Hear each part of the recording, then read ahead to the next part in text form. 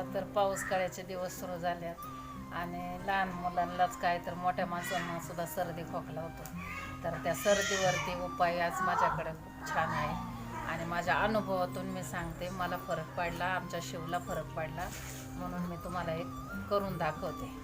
त्यामध्ये आपण ना हे दूध घेतलं आहे गाईचं, शिवचं दूध आहे आणि आता हे त्यामध्ये आपण ही हळद आहे. तर यातलं थोडासा तुकडा आपण खिसून त्यात टाकून ते उकळून घेणार आहे.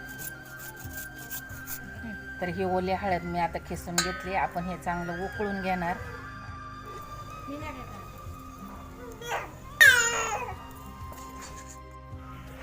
तर हे पहा, आता आपल्या दुधाला चांगली उकळी आली आणि आता हे गाळून घ्यायचं आणि गरम गरम हे दूध प्यायचं.